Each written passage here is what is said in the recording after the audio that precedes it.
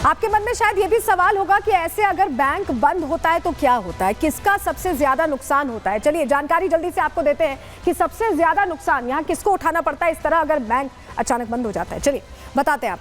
दरअसल बैंक बंद होने से सबसे ज्यादा नुकसान हमारा और आपका होता है, यानी ग्राहकों का होता है। बैंक खाते में ग्राहकों का पैसा फंस जाता है, मुश्किल होती है। इंश्योरेंस अब जरूर आता है लेकिन कहीं ना कहीं मुश्किल तो होती है। बैंक में एफडी के रूप में, देखिए एफडी के रूप में जमा रहता है मोटा पैसा। लोग एफडीज बनाते हैं, किस लिए बनाते हैं? सेविंग्स करते हैं, फ्यूचरिस्टिक अप्रोच के साथ बनाते हैं। लेकिन पैसा अटक जाए तो क्या करें? रिटायर्ड कर्मचारियों की पेंशन की रकम भी रहती है बैंक में। ग्राहक पढ़ाई और शादी के लिए पैसा भी जमा रखते हैं। इसके अलावा बैंक बंद होने पर आरबीआई और सरकारों को खास नुकसान जरूर नहीं होता, लेकिन नुकसान सबसे ज्यादा हमें और आपको होता है। और ऐसे में हमें सोच समझकर आगे बढ़ने की जरूरत है। तो क्या करें, कैसे अपने पैसों को सुरक्षित रखें, कैसे अपने पैसों को बचाएं, मैं बताने जा रही हूं आपको, क्योंकि आपके लिए ये जानकारी बहुत जरूरी है। 5 लाख तक का एक इंश्योरेंस जरूर है, लेकिन वो सिर्फ 5 लाख तक का है। अगर अमाउंट ज्यादा हो, मान लीजिए आपने 8 लाख रुपए जमा किए, तब क्या होगा? लेकिन 8 लाखों को कैसे जमा करें, कैसे उसे डिसेमिनेट करें कि आपका नुकसान ना हो, आपका फायदा हो, आपके फायदे वाली बात बताते हैं आपको। दरअसल आपका पैसा है तो जिम्मेदारी भी आपकी होगी और उसे आपको उठाना होगा। किसी एक बैंक में पूरा पैसा जमा ना करें, ये बहुत इंपॉर्टेंट बात है, क्योंकि अगर आपने पूरा पैसा जमा कर दिया, बैंक लॉक हो गया, ऐसे ही फ्रीज हो गया, तो आप क्या करेंगे? अगर आपके पास 8 लाख रुपए हैं, एग्जाम्पल के तौर पर मैं बता रही हूँ, तो 2 बैंक में रखें, 4-4 लाख रुपए रख दें। कम से कम 5-5 लाख की कैपिंग होगी, इंश्योरेंस है ना 5-5 लाख का। दोनों बैंक अगर बंद होते हैं तो आपको 8 लाख रुपए मिलेंगे, बल्कि 10 लाख मिल सकते हैं। अपना पैसा छोटे और लोकल बैंक में ना रखें, ये ध्यान रखें। बहुत सारे बैंक होते हैं, स्मॉल फाइनेंस बैंक, इस तरह के बैंक। वेरीफाई करें कि ये बैंक कितना सुरक्षित है। पैसा हमेशा पीएसयू बैंक या फिर बड़े प्राइवेट बैंक्स में ही रखें। ये वो तरीका है जिससे आप अपनी जो इनकम है, अपनी गाढ़ी कमाई है, उसे सुरक्षित रख सकते हैं। और क्योंकि पैसा आपका है तो सोच समझ के आपको चलना होगा और इसे फॉलो करें। तो ऐसे में कम से कम अगर ताला भी लगता है, आरबीआई कोई कड़ा प्रावधान कर देता है घाटे में होने की वजह से, तो आपके लिए मुसीबत नहीं खड़ी होगी। चलिए आगे बढ़ते हैं, अगले सेगमेंट की ओर आगे बढ़ेंगे और अब बात करने वाले हैं उस अखाड़े की जो लगातार विवादों में बना हुआ है। किन्नर अखाड़े में लगातार विवाद बढ़ता जा रहा है। क्या वजह है, हुआ क्या है, सब कुछ बताने जा रहे हैं आपको।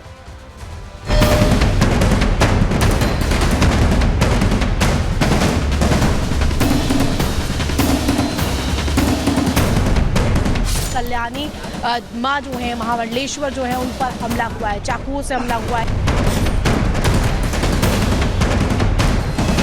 8 लोग थे, उन्होंने आशीर्वाद लेने के लिए गाड़ी रोकी माता जी की, और गाड़ी रोकने के बाद में उन्होंने सबसे पहले माता जी के यहाँ डंडा मारा।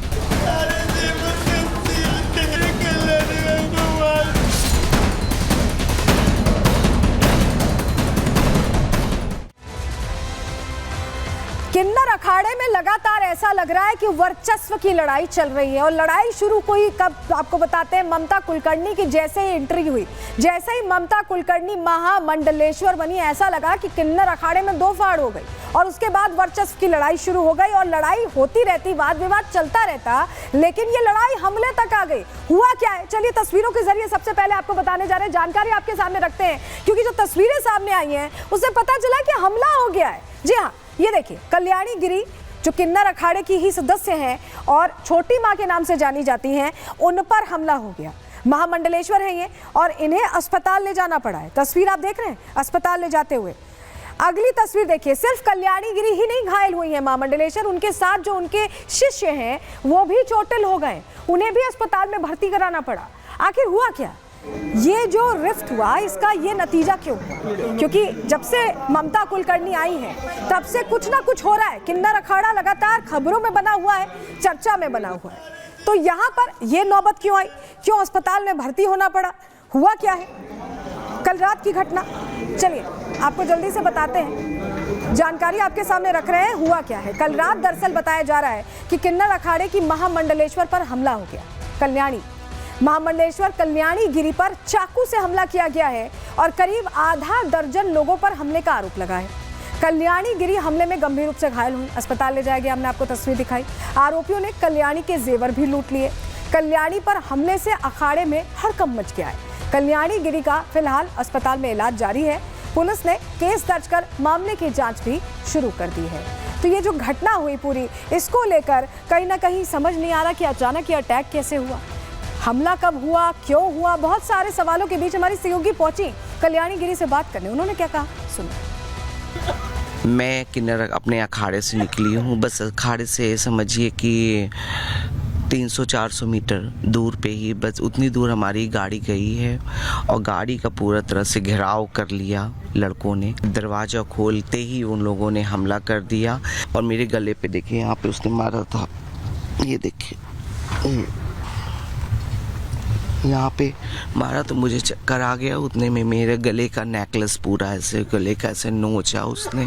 फिर वहाँ काफ़ी शोर होने लगा। जब देखे वो लोग की पब्लिक इकट्ठा होने लगी तो वो सारे के सारे लड़के वहाँ से उसी समय वो वहाँ से भाग गए। कितनी संख्या थी लगभग? आधे दर्जन से ऊपर, कम से कम 8, 9, 10 लड़के थे। हिमांगी सखी जिन पर हमले को लेकर के बात आई थी सामने, कई लोगों पे आरोप लगाया था, आपका भी नाम आया था, क्या आप उससे भी कनेक्ट कर रहे हैं इस हमले को? देखिए, कल जिस वक्त पे मार रहे थे वो लोग, उस वक्त मेरी एक शिष्य है, क्या उसका नाम निशा, उसने बताया था हॉस्पिटल में कि माँ आप गाड़ी में थी, मगर दूर पे उसने मुस्कान किन्नर को भी देखा था, वो वहाँ पे खड़ी थी, मौजूद थी। उसने ये बात बताया कि माँ मुस्कान को मैंने देखा था। तो इसका मतलब तो ये है ना कि मुस्कान वहाँ पे खड़ी हो के वो ये चीज़ करवा रही थी। तो अचानक ये कार रोकी गई, कैसे हमला हुआ क्या? आप सुन रहे थे कि कैसे वो बता रही थी कि हिमांगी सखी से भी जुड़ा कनेक्शन है। पहले आपको बताते हैं कि अचानक हमला हुआ कैसे, हुआ क्या कल रात। चलिए पूरी जानकारी आपको दे रहे हैं। दरअसल कल्याणी गिरी कुंभ से सदियापुर जा रही थी, गाड़ी सजा रही थी। सदियापुर में कल्याणी गिरी का आवास है बताया जाता है, और रास्ते में ही आरोपियों ने उनकी कार को रुकवा लिया। कैसे रुकवाया? आशीर्वाद देने के बहाने कार को रुकवाया गया। क्या आशीर्वाद लेना है? कार रुकी तो 2 आरोपी आशीर्वाद लेने के लिए आगे आ गए, और ऐसे में इसके बाद कल्याणी गिरी पर हमला कर दिया। देख रहे हैं आप तस्वीर में कैसे पहले आशीर्वाद लेने की कोशिश हुई, उसके बाद हमला कर दिया गया। शिष्यों ने कल्याणी को बचाने की भी कोशिश की, क्योंकि बहुत सारे लोग थे साथ में। आरोपियों ने शिष्यों पर चाकू से हमला कर दिया, उनको भी नहीं बख्शा। हमले में कल्याणी के 4 शिष्य भी घायल हुए। हमने आपको तस्वीर दिखाई थी, अस्पताल में भर्ती कराया गया है। घायलों को केंद्रीय अस्पताल में भर्ती कराया गया है, जहां उनका इलाज चल रहा है। तो ये तो पूरी घटना कैसे हुई है हमने आपको बताया। इसको लेकर बात भी की हमने कल्याणी जी के बेटे से। उन्होंने इसको लेकर बताया कि उन्हें किस पर शक है, ये घटना को लेकर वो कितने शौक में। सुनिए जरा। 8 लोग थे, उन्होंने आशीर्वाद लेने के लिए गाड़ी रोकी माता जी की, और गाड़ी रोकने के बाद में उन्होंने सबसे पहले माता जी की यहाँ डंडा मारा। तो फिर उनके साथ के जितने भी लोग थे वो बीच में आके उन्होंने बचाया, तो किसी के ब्रेस्ट पे और घुटटांग पे लात और चाकू से वार करके और उनको कपड़े सब फाड़ दिए। तो जितने वो बचा सके तो बचा सके। माता जी लग रही है वो लोग कोई जगत गुरु करके जयकारा लगा रहे थे, और उन्होंने कोई मुस्कान भरवारी वाली का नाम लिया था। मेरे पास कोई शब्द नहीं है कहने के लिए, अगर उनको कुछ लगेगा तो हिमांगी पर हमले से क्या कोई कनेक्शन है इस पूरी घटना का, ये सवाल है। क्योंकि कल्याणी से पहले हिमांगी पर हमला हुआ था, हिमांगी सखी पर, और हिमांगी ने लक्ष्मी और कल्याणी पर ही इस हमले का आरोप लगाया था, और इसके बाद कल्याणी पर जानलेवा हमला हो जाता है। ऐसे में हिमांगी सखी पर सवाल उठ रहे हैं कि क्या उनसे कोई कनेक्शन है, क्या कल्याणी पर हमला हिमांगी सखी ने करवाया है, ये प्रश्न है। अखाड़े विवाद का कोई तीसरा फायदा उठा रहा है क्या, ये भी एक बड़ा प्रश्न है। क्योंकि ये जो आपस की लड़ाई चल रही है, क्या इसमें कोई फायदा उठाने की कोशिश कर रहा है, ये अपने आप में बड़ा प्रश्न है। लेकिन जरा